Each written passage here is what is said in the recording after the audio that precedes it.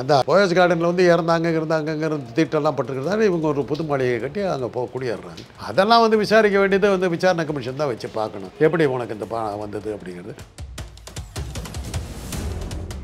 சட்டப்படி பார்க்க போனால் 8 அடி தான்டா சொந்தம். அந்த 8 அடிக்கு மேலே உங்களுக்கு என்னங்க தேவை? கட்டிக்கிட்டு போய் ஒரு ஃபுட்பால் ஆட போகிறீங்க, அதை அவங்க ஆசையை தீர்த்துக்கிறாங்க போட்டு. அந்த அம்மா மேலே ஊழல் குற்றச்சாட்டு சொல்லி தான் 4 வருஷம் ஜெயிலில் தள்ளிட்டீங்க. அந்த சொத்துக்களை இப்போ நீங்கள் வந்து ஜெயலலிதாவுடைய சொத்துக்களை அரசு உடைமையாக்கி கோர்ட்டு உத்தரவு போட்டது மாதிரி இந்த சொத்தையும் அரசு உடைமையாக்கி போடுன்னு கேட்கலாம். அதுக்கு நீங்கள் ஆதாரத்தை கொடுங்க. உலகத்திலே மிகப்பெரிய மாளிகை வந்து கிரெம்லின் மாளிகை ரஷ்யாவில் இருக்குது. அதுக்கு அடுத்த பெரிய மாளிகை வந்து பக்கிங்ஹாம் பேலஸ். அதுக்கு அடுத்து அதை 2ஐயும் விட பெருசுங்கிறாங்க ஜெயலலிதா. 44 அறைகள் இருக்குதுன்னாங்க. எந்த ரூமை போய் பார்த்துருப்பாங்க, எந்த ரூமில் உட்காந்துருப்பாங்க, என்ன பண்ணியிருப்பாங்கன்னு புரியல எனக்கு. அவ்வளோ பெரிய மாளிகை கட்டி என்ன பண்ணாங்க? வாழ்ந்தாங்களா? அண்ணாமலைக்கே கொடுக்கல, நிர்மலா சீதாராமனுக்கு கொடுக்கல. நிர்மலா சீதாராமன் பொம்பளை, சனாதன இது பிரகாரம் பெண்கள் இழிபிறவைகள், அவங்கள கூப்பிடக்கூடாது. அண்ணாமலை பிற்படுத்தப்பட்ட ஜாதியை சேர்ந்தவர், அவரை கூப்பிடக்கூடாது. இளையராஜா எவ்வளவோ வேஷம் போட்டாருங்களே, தன்னை பிராமணர் மாதிரிலாம் காட்டிக்கிட்டார், அவரை கூப்பிடலையே. பட்டியலினத்தை சேர்ந்தவர் வரக்கூடாது. சசிகலா ஊடு கட்டினாங்கன்னா அதை திருப்பி அவங்கள கொண்டு வரதுக்கு, அரசியலில் கொண்டு வரதுக்கு பாஜக முயற்சிக்கணும். பாஜகவுடைய அனுமதி இல்லாமல் அவங்களால அரசியலுக்குலாம் வர்றாங்க. அவங்க அனுமதி கொடுத்துருக்காங்கன்னு அர்த்தம். அதனால தான் அவங்க வர்றாங்க. தேர்தலுக்கு முன்னாடி அவங்க தீவிர அரசியலுக்கு வருவாங்க.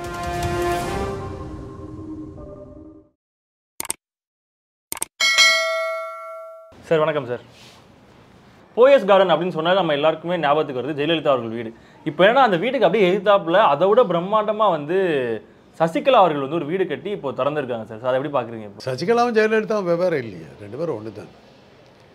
ஜெயலலிதாவுக்கு வந்து ஒரு முதலமைச்சர் ஆகிறதுக்கான அடிப்படை இதெல்லாமே வந்து நடராஜனுடைய ஆலோசனையில் தானே இந்த மேலே வந்தது.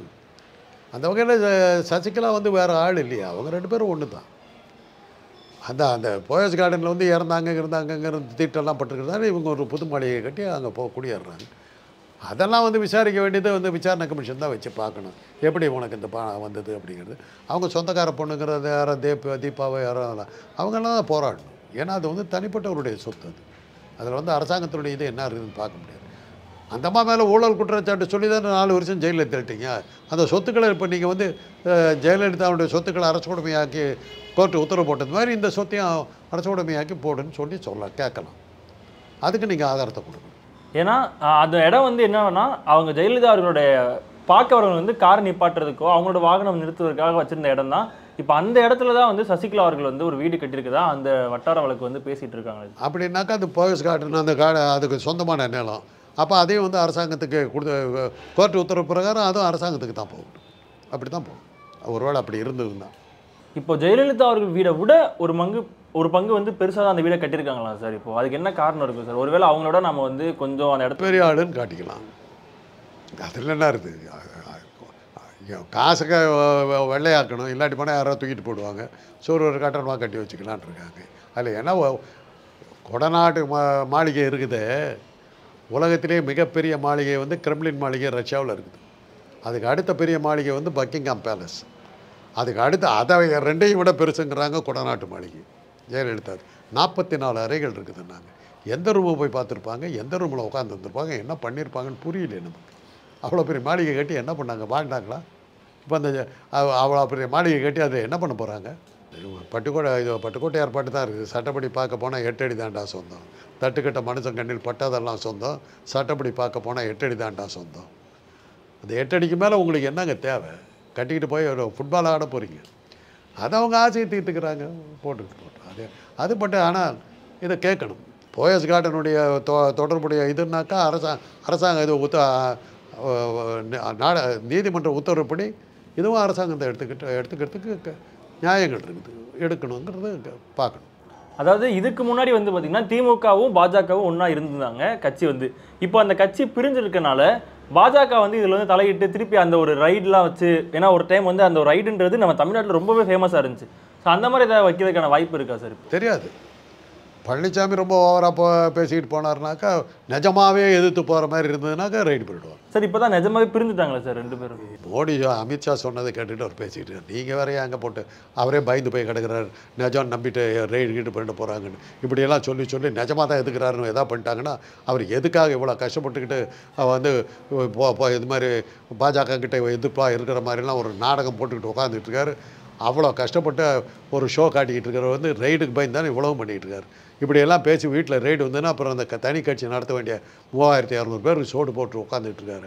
பூரா வீணாக போயிடும். இல்லை, தயவுசெய்து விட்டுருங்க. அவர் ஏதோ ரைடுக்கு பயந்து ஒரு கட்சியெல்லாம் நடத்திட்டு எதிர்கட்சி தலைவர்னு சொல்லிட்டு ரைடு இல்லாமல் தன்னை ஜாக்கிரதையாக வச்சுக்கிட்டு இருக்காரு. இருந்துட்டு போட்டுமே, ஏங்க அவர் தொந்தரவு பண்ணுறீங்க? அவர் ஒன்றும் அரசியலுக்கெல்லாம் சீரியஸாக வர மாட்டார். இல்லை, கவலையப்படாதீங்க. சார் இப்போ சசிகலா அவர்கள் வந்து அதிகமாக வந்து இப்போ வெளியே பேசப்படாததுக்கான காரணம் ஏதாவது இருக்கா சார்? சசிகலா வச்சு ஒன்றா சேர்த்து இந்த தேர்தலில் வந்து சசிகலா தலைமையில் வந்து அதிமுக இருக்குதுன்னு காட்டுறதுக்காக செய்யலாம், இருக்கலாம். அவங்கெல்லாம் தேர்தலுக்கு முன்னாடி ஒன்றா சேர்ந்தாங்கன்னு ஆச்சரியப்பட மாட்டேன். அதனால் வந்து பாஜக எதிர்ப்பு வாக்குகள் பூரா ஒன்றிணைந்த அதிமுகவுக்கு வந்தது, அதனால தான் அதிமுக வெற்றி அடைந்ததுன்னு சொல்கிறதுக்கு நியாயப்படுத்துறதுக்கு வழி இருக்குதில்ல, அதுக்காக அதை செய்யலாம். அப்போ ஒன்று சேர்ந்தால் வெற்றி பெறக்கான வாய்ப்பு இருக்கா சார்? இப்போ வெற்றி பெறது தான் நான் தான் சொல்லிட்டேனே. எப்படி வெற்றி பெறதுங்கிறது அவங்களுக்கு தெரியும். வாக்கு எந்திரம் இருக்கிற வரையிலும் அவங்களுடைய கூட்டணி அவங்க கட்சி ஜெயிக்கிறதுக்கு அவ்வளோ சுலபம் கிடையாது. தேர்தல் ஆணைய அதிகாரிகளை நீங்கள் வந்து கண்ணும் கருத்துமாக பார்த்து கட்டுக்குள்ளார வைத்தால் ஒழிய பாஜகவினுடைய வெற்றியும் வாக்கு எந்திரத்தினுடைய துணையோடு அவங்க பெறுகிற வெற்றியை தடுக்கவே முடியாது சார். அதாவது அந்த ஒரு டைமில் என்னென்னா சசிகலா அவர்களாக இருக்கட்டும், அதிமுகவாக இருக்கட்டும், பாஜகவாக இருக்கட்டும், எல்லாமே ஒன்றா இருக்கும்போது அவங்க சைடுமே எந்த ஒரு அழைப்புமே விடுக்கலை. ஒரு முதல்வருக்கு உதயநிதி ஸ்டாலின்லாம் கொடுத்துருக்காங்க, ஒரு அழைப்பு கொடுத்துருக்கும் போது ஏன் அதிமுக சைடு எந்த ஒரு அழைப்பு எது கொடுத்தாங்க? இது ராமர் இதுக்கு வந்து நம்ம இதில் அழைப்பு வச்சுருக்காங்க. ஆனால் நம்ம திமுக அவர்கள் வந்து இல்லை எங்களால் வர முடியாது அப்படின்னு சொல்லிட்டு உதயநிதி ஸ்டாலின் வந்து ட்வீட் போட்டு அண்ணாமலைக்கே கொடுக்கலைங்க. அண்ணாமலைக்கே கொடுக்கல, நிர்மலா சீதாராமனை கொடுக்கல. நிர்மலா சீதாராமன் பொம்பளை, சனாதன இது பிரகாரம் பெண்கள் இழிபிறவைகள், அவங்கள கூப்பிடக்கூடாது. அண்ணாமலை பிற்படுத்தப்பட்ட ஜாதியை சேர்ந்தவர், அவரை கூப்பிடக்கூடாது. இளையராஜா எவ்வளவோ வேஷம் போட்டாருங்களே, தன்னை பிராமணர் மாதிரிலாம் காட்டிக்கிட்டார், அவரை கூப்பிடலையே. பட்டியலினத்தை சேர்ந்தவர் வரக்கூடாது, அவ்வளோதான். இதுதானே காரணம். சனாதனத்துக்காக திறக்கப்பட்ட கோயிலில் எப்படி இழிபிறவையாக கருதப்படுகின்ற பெண்ணாக இருக்கிற நிர்மலா சீதாராமன் எப்படி கூப்பிடுவாங்க? திரௌபதி முர்மு அவங்களையே கூப்பிடலையே, அவங்களுக்கு அழைப்புதல் இல்லையே. அத்வானி சிந்தி இனத்தை சேர்ந்தவர், அதனால் அவர் இந்து மதம் இல்லாதவங்கிறதுக்காக அவரையும் கூப்பிடலையே. ஆக அது வந்து சனாதனத்துக்காக வைணவத்தை பின்பற்றுபவர்களுக்கு மாத்திரமே கொடுக்கப்பட்ட அழைப்பு. அது சைவர்களுக்கு கூட அழைப்பு கிடையாது. அதனால தான் சங்கராச்சாரியர்கள் எதிர்த்தாங்க. சார் இதனால் கட்சியில் ஏதாவது பிரிவு ஏற்படுற வாய்ப்பு இருக்கா சார்? ஏன்னா யாருனோ பாஜகக்குள்ளேயே இப்போ வந்து அவங்க இப்போ அண்ணாமலை அவர்களுக்கு வந்து கொடுக்கவில்லை, அதே மாதிரி இப்போ அதிமுக கொடுக்கல, இந்த மாதிரி முக்கிய பிரமுகர்கள் யாருக்குமே கொடுக்காததுக்கான வந்து பின்னாடி ஏதாவது இதெல்லாம் ஏற்றுக்கிட்டா தாங்க அந்த கட்சியில் இருக்க முடியும். அதனால் அவங்கெல்லாம் ஒன்றும் போராட மாட்டாங்க. பார்த்தீங்களா, இப்போ போய் கேட்டிங்கன்னா இளையராஜா என்ன சொல்கிறாரு பாருங்க, எனக்கு கூப்பிடவே இல்லை, பார்த்தீங்களா எவ்வளோ சந்தோஷமாக இருக்குன்னு தெரியுமா அப்படின்றாரு. வேறு என்ன பண்ண முடியும்? கருவாட்டை பறி கொடுத்த பாப்பாத்தி பேர் முழிக்கிறாரு, ஒன்றும் துச்சமாக கூட மதிக்கலை, அவ்வளோதான். அதில் அவங்க தெளிவாக இருக்கிறாங்க. சனாதனத்துக்கு நாங்கள் இருக்கோம், நீ வந்து எனக்கு சப்போர்ட், நீயா வந்து விடுவுற, நான் சரி வான்றேன், உன்னை யார் கூப்பிட்டா, அவ்வளோதான். இப்போ வந்து சசிகலா அவர்கள் வந்து இந்த வீடை வந்து இப்போ வந்து வாங்கி அதாவது கட்டி ஓப்பன் பண்ணியிருக்காங்க சார். ஒருவேளை இவங்க வந்து அதிகமாக வெளியே பேசப்படாதனால தான் இந்த ஒரு விஷயமும் வெளியே வராதுக்கான காரணமாக இருக்கு. தெரியாதுங்க, நீங்கள் சொல்கிறது எல்லாமே ரைட்டாக இருக்கலாம், யாருக்கு தெரியும். சசிகலா வீடு கட்டினாங்கன்னா அதை என்னதுக்கு திருப்பி அவங்கள கொண்டு வரதுக்கு, அரசியலில் கொண்டு வரதுக்கு பாஜக முயற்சிக்கலாம். பாஜகவுடைய அனுமதி இல்லாமல் அவங்களால அரசியலுக்குலாம் வர்றாங்க. அவங்க அனுமதி கொடுத்துருக்காங்கன்னு அர்த்தம், அதனால தான் அவங்க வர்றாங்க. தேர்தலுக்கு முன்னாடி அவங்க தீவிர அரசியலுக்கு வருவாங்க. அதை வச்சுக்கிட்டு பழனிசாமிக்கு அவங்க சப்போர்ட்டாக இவங்கெல்லாம் ஒன்றா சேர்ந்து தேர்தலில் போட்டியிடுவாங்க. அதனால தான் வெற்றி அடைஞ்சது அதிமுகன்னு சொல்கிறதுக்கு அது ஒரு நியாயப்படுத்துறதுக்கு அது ஒரு காரணமாக இருக்கும். ஒருவேளை இவங்கெல்லாம் ஒற்றுமையாக இருந்தாங்கன்னா திமுக அவர்கள் வீழ்த்தி வந்து வெற்றி பெற தோற்றுருவாங்க. திமுக தோற்றுரும், ஒன்றுமே பண்ண முடியாது. மக்கள் எவ்வளோ பேர் அப்படியே பழனிசாமி பின்னாடி கோடி கணக்கில் போயிட்டுருக்குறாங்க. இந்த சசிகலா பின்னாடி அக்கம் பக்கத்தில் இருக்கிற நாட்டில் இருந்தாலும் ஆதரவு வந்துருக்குது. அப்புறம் என்ன இருக்குது? அப்புறம் என்ன, 3 பேர் சேர்ந்தால் முடிஞ்சு போச்சு இல்லை? அமெரிக்கா தேர்தலே நிற்கலாமே, புட்டின் காலி, பைடன் காலி, எல்லாம் காலி. 3 பேர் சேர்ந்தால் முடிஞ்சு போச்சு இல்லை?